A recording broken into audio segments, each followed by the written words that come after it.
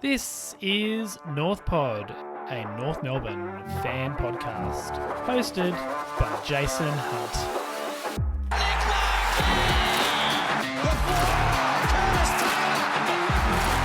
Stevenson with his own moves. Carrington. North are in front. Well, welcome back to North Pod. Another week, another loss. 16 in a row. Just in case you're unsure, I know if you're watching the Fox Footy feed, the commentators did mention it once or twice. It seems like they have done their research on at least that element. So, yeah, 16 in a row.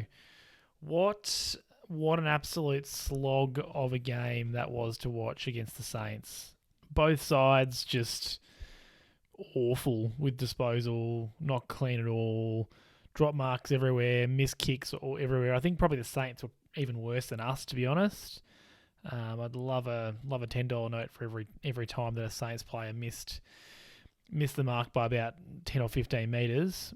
But yeah, in the end, the Saints only had to play about 20 decent minutes to win it at the end there. And when I say decent, it was decent. They weren't playing electrifying football. They didn't absolutely turn it on. They just probably went up about 2 gears, and we weren't able to match them in that last quarter. So yeah, just a real slog of a game to watch. Certainly not one that you're going to be looking for on Name a Game. Yeah, a real game that it just looked like it was, 16th versus 17th. So yeah, disappointing to lose it again. Obviously, we were in a position where we could have won it. We led for about half the game, kicked 5 in a row at one point, and looked like, not that we were going to run away with it, but looked like we might be able to hold on. A couple of crucial umpiring decisions at the end certainly helped the Saints get over the line, but I've said this on this podcast before. I'm just not going to get beat up about North Melbourne losing games due to umpiring decisions because, if we actually put the score on the board, it wouldn't matter. But yeah, there was 2 moments. One where Caminiti took a mark at about the 50-metre line, and it looked to me like Luke McDonald was in front. I think Caminiti had more of the ball, but the rule generally is that the player in front should be paid the mark. So I think McDonald certainly, had a case that perhaps that should have been his mark, and Caminiti did turn around and kick a goal from 50. That was in the last quarter. And then, about 4 or 5 minutes to go. We're on the break. We've got the ball about 80 metres from goal. We've just handballed it off to LDU, who's going to go inside 50 for the umpteenth time for the day. And Rowan Marshall, he flopped or he fell. Eddie Ford got a bit tangled up with him, and the umpire thought for some reason that was a holding the man decision. So, look, that was not a guaranteed goal by any stretch. It just, stopped our push forward. At that point, we're a couple of points down. So, yeah, we weren't able to get back into it from that point, unfortunately. So, yeah, those 2 decisions really hurt. But, it's hard to be upset with the umpiring because both footy sides were hot garbage as well. It was just a real mistake fest. You could tell that the crowd was upset with the way that their sides were playing and also the way it was being umpired. So, yeah, not a game that, I think you'd be looking at the person who has to make the highlights package for that game would be finding it difficult, I think.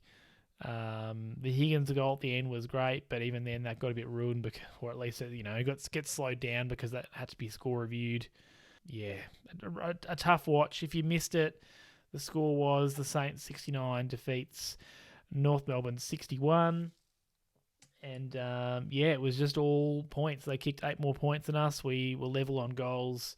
Saints were relatively inaccurate, so that did keep us in it early on. We were accurate, as we have been recently. So, yeah, an 8-point loss. I think the story of the game was it was just a real display of who's going to be the least bad. And, I feel like I've talked about it a bit over the past couple of minutes, but neither side really looked like they wanted to win.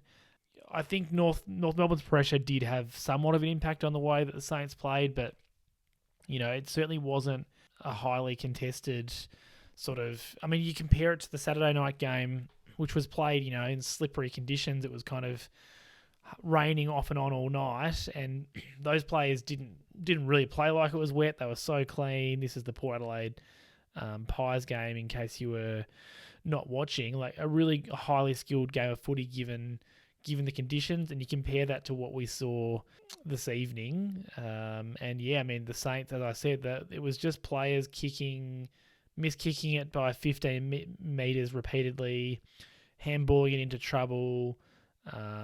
It was just a really sloppy game. Most of the scoring opportunities for both sides came from miscued kicks or even dropping simple marks. I think the Saints probably were sloppier in that department as well. And there were points where the momentum was with both sides, but both of them struggled to really do heaps of damage on the scoreboard. It was, really slow going. And I guess that's how we ended up with only 130 points kicked in total for the game.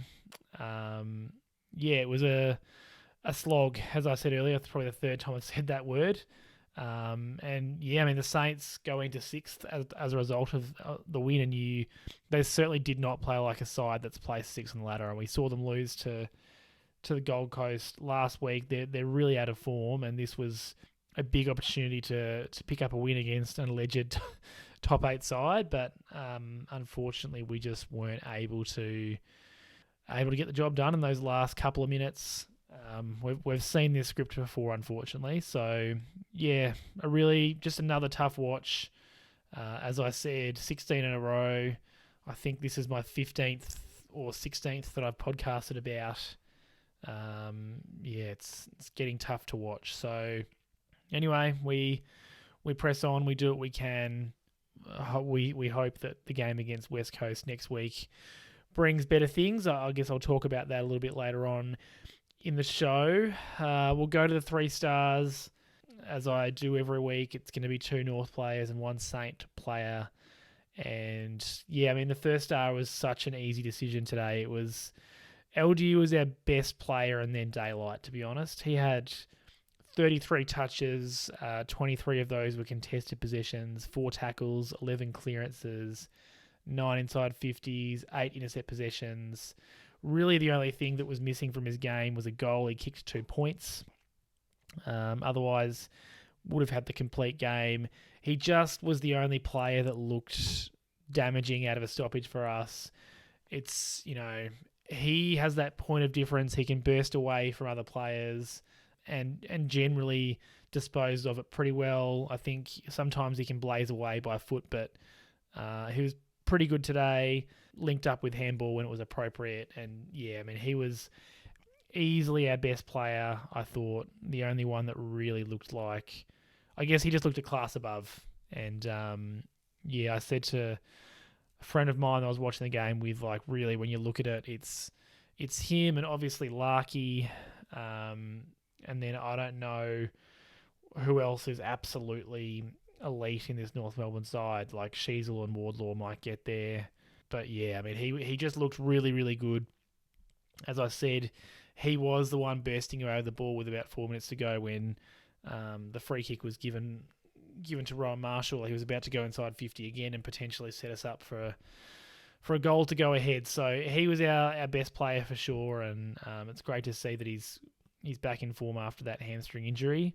And the second star, I think it was a toss-up between McKay and Core. I'll give it to McKay. I just think it was probably a bit more proactive than Core was. He had 18 touches, 9 marks, 2 were contested, a couple of tackles, 10 intercept possessions, and several of those were marks.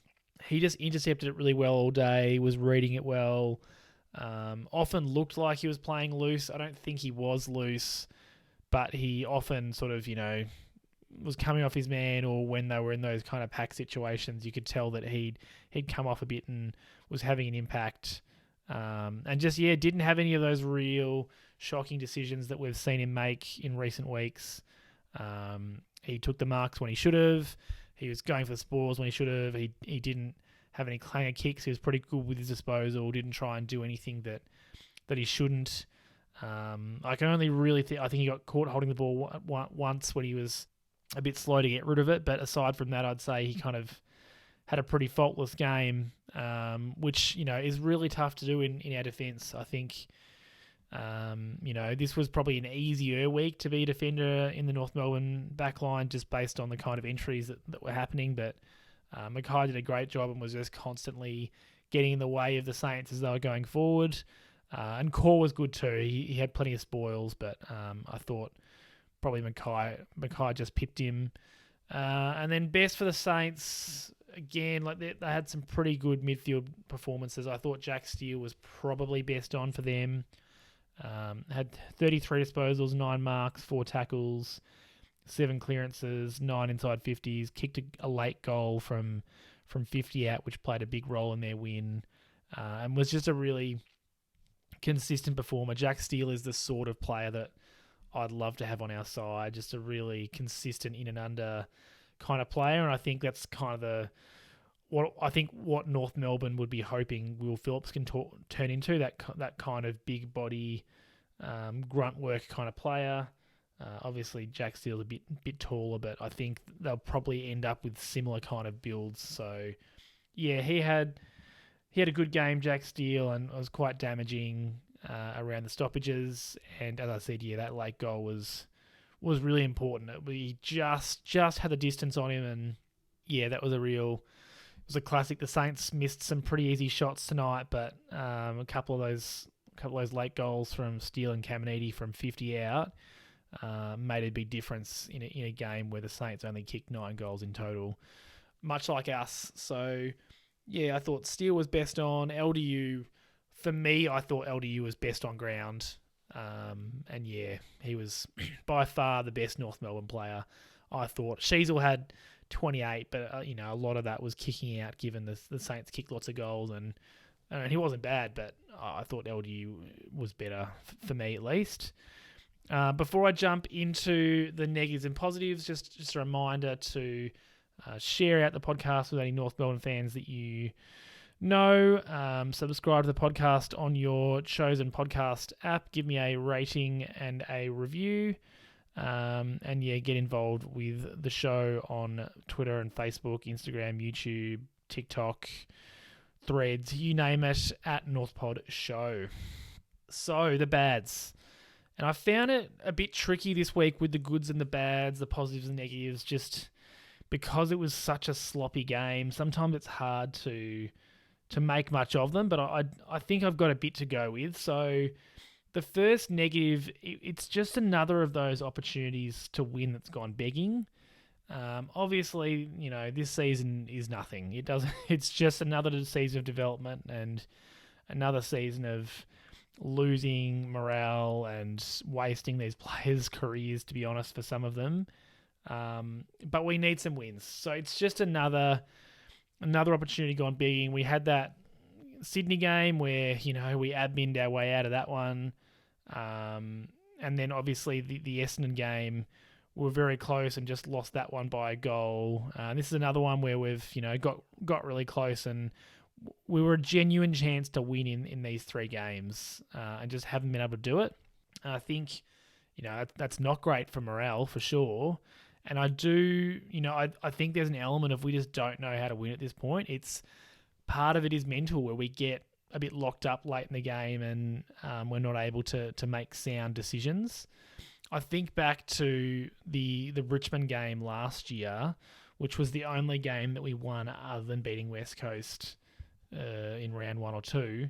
And, we really had no right to win that. Like, Zerha kicked a ripper goal from a clearance in our forward line, but late we tried our best to lose it. Richmond really lost it for them. Like, we didn't win that game, and I think we're seeing that this year with those opportunities that we've had. Like the West Coast game, we nearly lost in round 1, but that was probably the most assured we've been. The Freo game, we went mighty close to losing, given there was that deliberate out of bounds non-call on the siren. And then, yeah, as I said, we've Sydney, sure, like we had that unfortunate interchange infringement that cost us, but who's to say that we wouldn't have choked it in a different way if that hadn't happened? And Essendon, we just couldn't stop them from scoring late. Like we were able to score, but we couldn't stop them from scoring. So yeah, we really need that win for morale, and I think we need a win so that the players believe that we can win. Because we got the Saints woefully out of form. It was just such a great opportunity, and yeah, it's so unfortunate that we weren't able to get the chocolates, unfortunately. So yeah, I do worry that it's becoming, and it's becoming is probably the wrong word. I worry that it has become a real cultural we can't win. So I guess we'll see what happens next week when we play West Coast, but that's the sense that I'm getting at the moment. The second negative, just some player awareness that I think, I haven't talked about it on the podcast yet, and it's a bit of a culmination for me. So there was a couple of instances in this game. I wouldn't say it was overflowing with them, but just the players' awareness of their surroundings and what kind of pressure they're on. Because there's some moments where it just looks like the players don't actually realise they're on an AFL football field and there's players trying to tackle them. Darcy Tucker, I'd say once or twice a game, gets caught being unaware and holding the ball. He had one today where he essentially ran the ball out of bounds. He was hoping to get out of bounds, but he was too slow in getting it there. So he got caught in a tackle holding the ball, which I thought was a bit rough, but he just didn't look like he was trying to get rid of it. I mean, Howe kicked one out of bounds in the full, not under a heap of pressure. We've seen that all year with Zeeble kicking it out, and now we've got Howe doing it. Paul Curtis seems to want to fend off every tackle before it's even arrived. I just don't know. You're allowed to kick the ball without fending off, Paul. It's just those things where we're not reading the tempo and the way that we need to move the ball. I've put the words here. I'm going to call it relaxed urgency, and it's just that assuredness that you're making the right decision, but you're getting on with it, and you're being proactive, and you're doing it in a timely manner. We just always seem to be too slow or not urgent enough, or we're far too urgent and we're just throwing it on the boot like we've seen our defenders do a lot of the year. So, look, we're not all Scott Pendlebury. We don't all have time and space when there shouldn't be any. I think it's a bit of a consistent theme, and I would hope that some of that tape's been showing to the players around, you've got to be proactive and you've got to look for an option immediately. You cannot. It's AFL football. You don't have that time to go, all right, I'm going to gather the ball. Now I'm going to think about where I am. Now I'm going to try and find an option. You've got to be doing that all in the one motion, unfortunately. And we're not. So whether that's lack of talent or just lack of awareness, I don't know. But yeah, I just need that to be stamped out, particularly from Tucker. I think he's a great player, but a regular offender of that particular item. The next negative, just a quiet game from a couple of players who've been pretty good this year, and I think that is reflective of the kind of inconsistency that you're going to get from lower sides. But I mean, Bailey Scott only had 12 touches today, and I thought Mason Wood pretty thoroughly beat him. If Wood was able to kick that goal late, it would have really put a dent in Scott's game. But overall, I mean, Wood certainly had more of the ball and looked more dangerous. We've been accustomed to Scott getting 25 to 30 touches from the last couple of months. So, I'm not having a go at him. He's entitled to have a bad game, but, he certainly had a quiet game and he's been pretty good. Steve-O tried hard all game, but didn't really get near it. Only had 8 touches. Tackled hard and pressured hard, but just wasn't able to have that offensive impact or hit the scoreboard, which he's been pretty good at doing most of the year. I think, I'd certainly say that he's been, particularly the first half of the year, he was really good. After a pretty good game last week, Curtis Taylor was quiet. Only had 10 touches. And apart from a couple of good marks, really didn't get himself involved in the game too much. And Cooper Harvey and Paul Curtis weren't able to offer much in the forward line either. There was just too many of those players that, have been up and down and that were down today.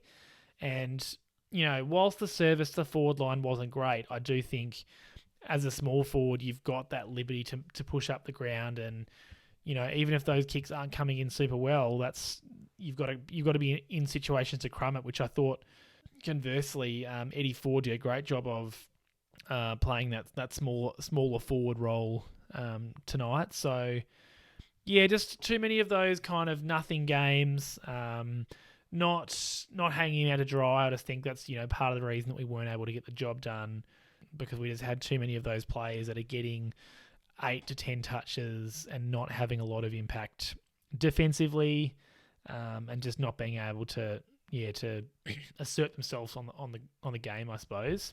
Couple more negatives. Rowan Marshall went forward late, and really he should have had 2 goals. He missed a pretty simple one and kicked another, and it just wasn't read well by us. I thought, either if he's gone back there, McKay needs to go and man him, and then they need to do some swapping in the defence, or Cherry or Goldie need to go with him. So I think eventually, watching on TV, it's hard to, you can't see exactly how it's playing out, but it certainly looked as though Marshall was not being manned as well as he should have been in the forward line late. And yeah, I mean, he played a big role in getting the Saints to win. We won the ruck overall, I think, but in that last quarter, I think we're a bit outwitted, and Marshall made a really smart move, or Ross Lyon, whoever was teeing that up, because we have been exposed by ruckman in the forward line, in our defence this year, and I mean, it happened again. I don't know. From McKay, Goldie, and Cherry, one of them should be manning him, and that there was a mark that he took where I can't remember. It might have been Ford that was trying to punch and core, but I mean, he just outreached them. So yeah, just one to watch. We've got to be a bit more alert in those crucial moments about what kind of positional changes the opposition's trying to make, because Marshall's a great ruckman, and we kind of let him go free in the forward line. And the last one, just when the game was on the line late, we weren't able to be clean enough to give our forwards a go. LDU was the only mid who looked dangerous out of stoppages consistently. I thought Taron Thomas was pretty good in the second half, and he was actually able to finish with 3 goals, Taron. But I thought we were a midfielder short. We would have loved a Greenwood type in there. Obviously, we'd love to see Powell in there if and when he's fit. Yeah, we just, when the pressure was on, we weren't able to be clean enough going forward, unfortunately. So, whilst it's easier probably as fans to go, gee, that umpiring, a couple of those decisions was pretty bad, and you're not wrong, I do think it's worth, putting it back on us as well and saying, well, we weren't clean enough in going forward and weren't able to, give Larky. I mean, poor old Larky only had 5 touches and constantly triple teamed, was still able to kick 3 goals out of that, which I may as well talk about now. It wasn't my first positive, but I'll go with it now. I mean, I could do this every week. He had such little supply. He only had 5 touches, but he's kicked 3 goals. Could have had a couple more free kicks. I thought he was monstered a couple of times and not allowed to jump at the ball. I mean, yeah, he was we're just so fortunate to have an accurate key forward. Like, sure, could he be slightly taller and slightly stronger? Sure, but not every key forward has to be Tom Hawkins, I guess. And Larky does offer something a bit different. He is such an accurate kick. He kicked 3 straight, and yeah, he really, I guess, kept us in it, particularly early on when the Saints kind of had the upper hand. It looks like he is out of the Coleman race now. I mean, Curnow would have to fall over and stop kicking goals to lose it now, having kicked 10 on the weekend. But yeah, I mean, Larky kicking 3 more sort of keeps him in that top couple. And look, you never know. I don't expect that he'll win the All-Australian forward spot. You'd think they'll play 3 talls, or when I say play, name 3 talls. I just can't see, the 17th place side getting a forward in there. You never know if he kicks a couple of bags late. But at the end of the day, he might make the All-Australian squad, and it's at the end of the day, it's not a big deal. It's just it'd be nice to have something to celebrate at the end of the year because we aren't going to be polling too many Brownlow votes, that's for sure. And I think he's been immense this year, Nick Larkey. So he can be the first positive. If we go on to the second, I sort of touched on it earlier, but Core and McKay looked fantastic today. It's kind of depressing talking about how good McKay was, knowing that there's a strong chance that he's leaving. But I think it's just so pleasing to see Core having some consistency and McKay able to intercept so well. Because neither of them have had fantastic years overall. I'd say McKay has played better recently, but Core is really. I mean, he's struggled since he came from the Giants. Really, I mean, his first year he came, I think he played 1 or 2 games and had turf toe or something like that for the whole year, and then last year he was pretty average. So yeah, it's great to see the improvement there. There was a moment early on where Core came off his player and absolutely smashed Brad Hill in just one of the cleanest hip and shoulders you'll see. It's such a tough thing to get right in today's day and age where, rightly we're protecting the head, but to me it looked like he just shoulder through the chest. Hill was subbed out. I'd say it seemed like he was going for scans in that chest area, like maybe he could have had a broken rib potentially, but such a great hit and made an impact on the contest. It wasn't just, I'm going to pick this bloke off. It stopped Hill taking possession. You love to see that kind of controlled aggression making an impact. He spoiled well all game. McKay had a great intercept game. The Saints were bombing it long a lot. And part of that was our pressure. I'll talk about that next, but the North Melbourne pressure didn't allow the Saints for the most part to control the ball when they were moving it. It was stuttered and slow, and it was certainly not on their terms when they were moving it forward. But it was a strange strategy for the Saints to be bombing it so often without King in there. So that worked particularly to our Tall's advantage. I think the Saints struggled to win it aerially. Caminiti, took a couple of marks, kicked a couple. And obviously we know they've got some dangerous small forwards, the Saints, but really none of them were able to take control of the game or, kick a bag, which was good. And I think a lot of that was down to Core and McKay. Archer had a couple of good moments as well. Obviously he's a bit more capable of playing sort of, on a third tall or on a medium or a small, and he didn't get much of it, but he did do a couple of fantastic things as a young player. So, yeah, it was good to see the defence working relatively well. Obviously, when the ball is coming in that often, it's really hard to defend it consistently. So I thought they had a good game. Our defence also seemed to look to transition it a bit quicker than we have in recent weeks. We did go away from that late. I think that's that mental game where it's really hard to be so aggressive all the time. But it was interesting, and it was good to see them trying to play that aggressive style throughout the game. And that it just meant that the likes of Core and McKay were trying to give it off to those movers like Sheasel and Goda who can hit a kick. And it did work sometimes. It was great to see the overlap we've seen it, sporadically throughout the year. So there were some positive signs from that back line. I know it's so easy to be like, geez, they've let another score in, but we can't forget that the amount of ball coming in is really the problem, or a major problem. Our tackling pressure today is another positive, was way, way better than it's been in previous weeks, which is not hard. The pressure and our ability to stick the tackles was just so much better. We won the tackle count 88-75, and we had, which is 30 more tackles than we've averaged all year. So, yeah, much better tackling game, and there was just time after time where the Saints would handball it straight back into trouble, and we tackle them again. At times, the pressure rating was immense. Phillips led the way. It was great to have him back in there. He had 11 tackles. He's got a nice little blood nose to add to his black eye. So he's just such a competitive bull in there. And I'm really looking forward to seeing what he's going to look like with another pre-season under him next year. I think, he can absolutely be a mainstay of our midfield and partly replace what Cunnington's given us over the past 10 or so years. But yeah, I mean, it wasn't just him. Taron Thomas, Shields, and McDonald had 7 tackles, and Shields got that done in 3 quarters, given he got subbed off at 3/4 time or just before.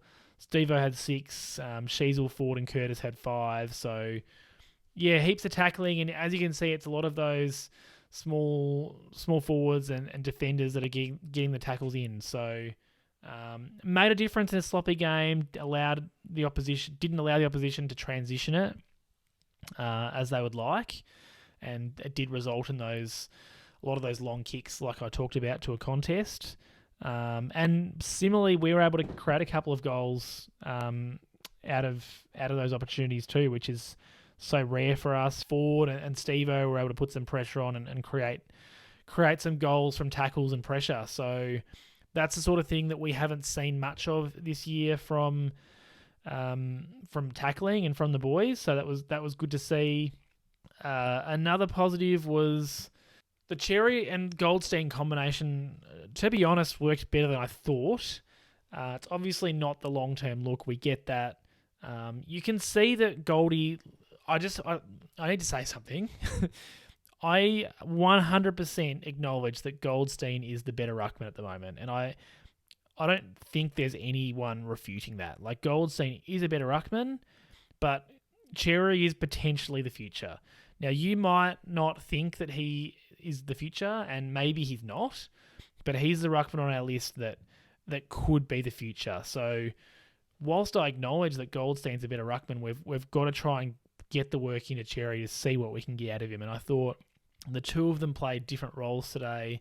It's about 50-50 in the ruck. Goldstein seemed to take kind of the start of the quarters, and then Cherry would, give him a chop out, and they kept transitioning. Goldstein certainly had more effective hit-outs, but we smashed the hit-out count 63-25. I was really impressed with Cherry's. He had a couple of really good contests sort of on the wing or the half forward line where he was in a 2-on-1, but was able to bring the ball to ground and hold it up for a couple of seconds to allow our crummers to get there, and that created a couple of goals. Sure, he didn't. I think he only had 2 marks for the game, and one of those resulted in a goal. But I was really impressed with the way that he contested those situations, and I think some of that marking game can come.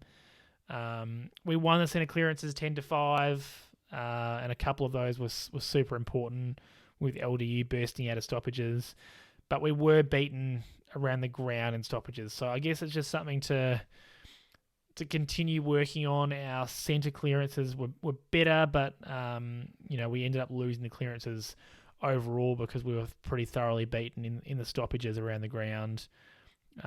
Goldie was dangerous in the air. He took a couple of good marks and knows where to be. But I just think we have to remember, like, Marshall's a great ruckman, and I think Cherry was about level with him, or certainly close to. So I thought it was a good performance from Cherry overall, and we just need to keep seeing performances from him in the ruck. I think that's the important part for me. A couple of quick ones just to finish off the positives. We saw what Archer can do late. I kind of talked about him a bit earlier, but he took a big intercept mark late in the game that, could have, should have, would have, could have resulted in us taking up the other end and potentially scoring a goal. It's just those kind of bright sparks that you want to see from those young players, and he provided it there. We ultimately didn't get the win. We got within 8 points. It was a super frustrating game to watch. You'd love to win, but we got another game into some of those kids like Archer. We got another game into Sheasel. We got another game into Goda, who's only played 6 or 7 games. And we just saw further proof that Davies Uniacke is a jet, and I hope that we can get good fast enough to actually take advantage of the kind of player that he is. He's got real Patrick Dangerfield about him. And I know that's a massive thing to say, obviously Danger being a premiership player and a Brownlow medalist, but he has that same kind of flair about him. He's not a super fantastic kick, but he can burst out of a stoppage. He can change direction and he's a real powerful player. So, yeah, there was some exciting things in there to see. That's about all I've got from the game. As I said, it was just such a tough slog of a game to watch. So, sort of picking apart some things to talk about was challenging at times. In terms of other news from the week, we don't have a VFL game to talk about, or at least not an official one. Obviously, that we had the bye, so nothing to talk about from that perspective. And then we've got the Clarko news that he'll officially be returning to coach the side in round 21. So he'll coach the last 4 games of the year. He's reintegrating with the club over the next couple of weeks. I think it's straight away from the West Coast review is essentially when he's taking over. So it'll be interesting to see if that has much of an impact on what happens for the rest of the year. It's just great that he's coming back, I think. I do hope that, the time away is served him well, and I hope that, we're able to send Ratton off with a win next week. So one more game under Ratton, and Clarko back. And ultimately, if it's, not super, I don't expect, it's not like Clarko's going to come back and we're going to win the last 4 games. I think it's more around, Clarko's coming back. He can reintegrate and find out, what he's got to work with and make some, or help to make some tough decisions going into the trading and the drafting at the end of the year. So I'm sure having Clarko there for the last month or so is gonna help with that. A quick look ahead to next week's game, and it is our winnable game. It's the Sunday 4:40 time slot game against West Coast. I think local time in Perth it's 1 or 2:40, but it's another twilight match for us Melburnians. And I mean, it's a danger game for both sides because both of us are going to be looking at it thinking that we can win it, and only one can win it, or none if it's a 0-0 draw. I mean, it's the one chance for both these sides to get another win. It's certainly, it's been on my calendar for a while just in terms of, that's a winnable one, but the ones that you kind of expected to go okay and are the ones that make you nervous because there's some level of expectation. I think coming into this Saints game, we weren't given much of a chance, even though the Saints were in pretty bad form, and it would have been an upset win, whereas I think it's pretty level in terms of expectations for this game. So, West Coast have been pretty plucky of late. They got smashed by Carlton, but they gave the Saints a scare. They've been okay a couple of matches recently, so hopefully we're good enough to take it up to them. It scares me, I'm going to be honest. I'm not going in confidently at all. I just think it's crucial for us to get a win for morale. For me, it's not even about getting an extra win as compared to last year, because obviously we had the 2 wins last year and this would make it 3. That to me, that's whatever. It's just that morale and that capacity to actually win. We don't need pick 1. We need picks, don't get me wrong, but I think to me a win is more important than a 1 position difference in the draft order.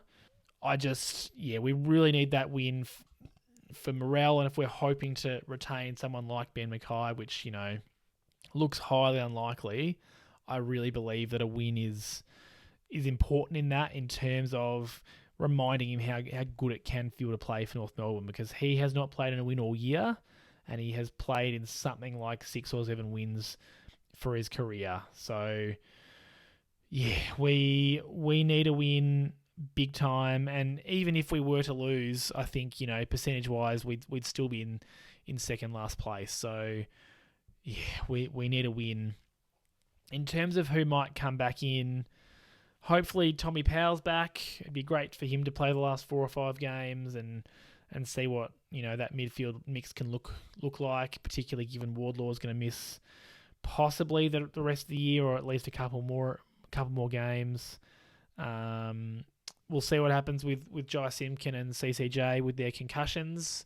I'd say that CCJ will definitely miss this one. But Jai might come back since he's missed 2. We'll have to wait and see. I think in terms of changes, I'd love to have Powell come back if he's ready.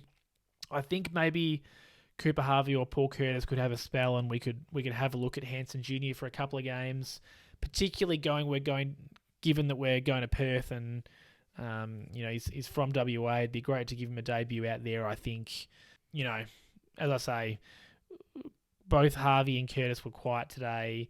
I mean, maybe you give Curtis a spell. Harvey's only had 3 or 4 games, so I just think it'd be good to have a look at him before the end of the year at senior level. He's been okay at VFL level. He's only really had 1 standout game, but I do think we need to get an idea of what our small forward stocks look like going into next year, because we're potentially needing to decide if we're going to, what kind of player we're going to target with those early draft picks.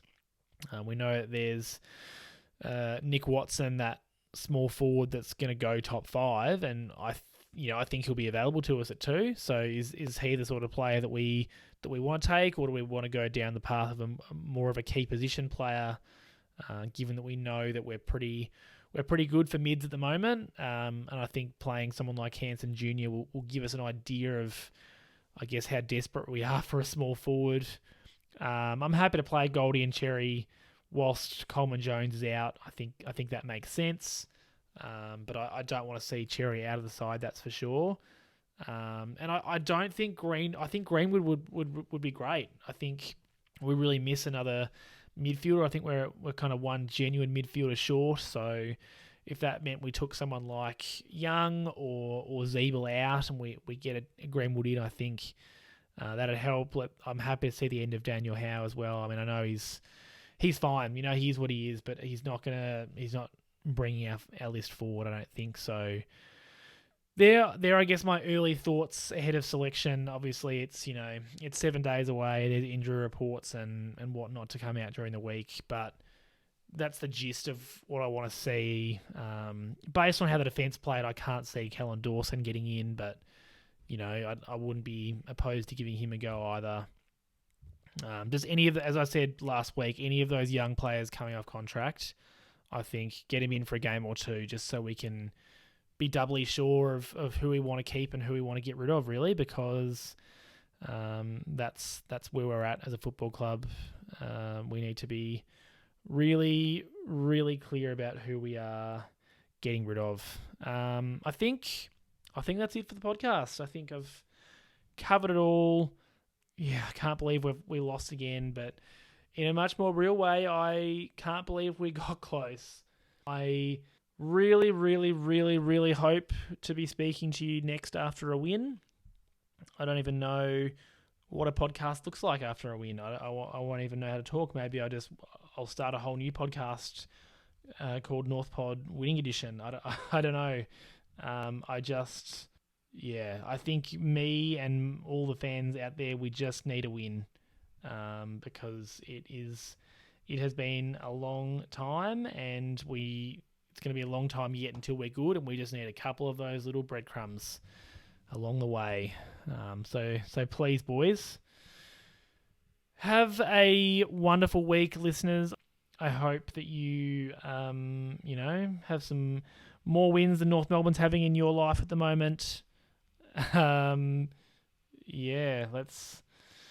Let's hope for a win against West Coast, and I'll speak to you in about a week's time. Go North!